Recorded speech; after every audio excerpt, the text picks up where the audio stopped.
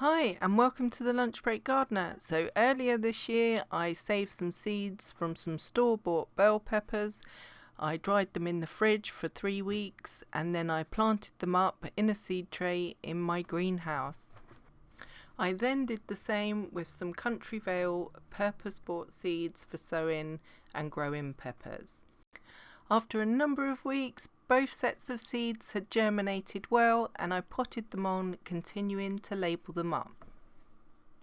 As so many of the peppers had successfully grown, I decided to take 11 from each set, so the Country Vale set and the shop bought peppers, and I planted them in the greenhouse, watered them well and divided both groups with a bamboo stick. So as you can see, the bamboo stick is still in place, and to the right are the shop bought peppers, which, as you can see, just some observational bits. There are very few flowers, there's lots of foliage, and the stems are really nice and firm. And here are the Country Value ones. These seeds, incidentally, they cost me 99p for the pack. And as you can see, lots of flowers, a few peppers growing already, which we didn't have on the shop bought peppers. And they're looking really good, and you can see results already.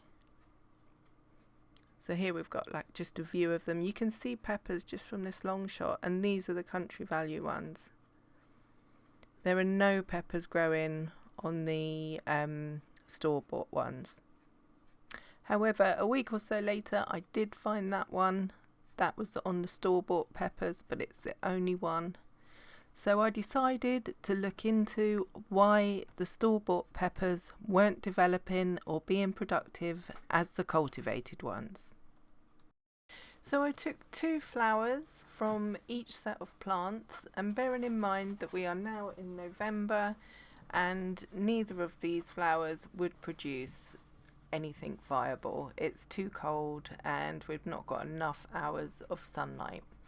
So I took the petals back and to display what was inside. So this is the Country Value one, and these are the anther around the outside, and they would hold the pollen. And bell peppers are self-fertilizing, so the anther release the pollen and it's picked up by the stigma, which you can see protruding out of the middle.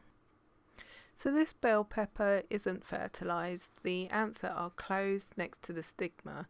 So to release pollen, the anther have to open and it catapults the pollen onto the stigma. So if the stigma is too long, it doesn't pick up the pollen and could be said to be sterile.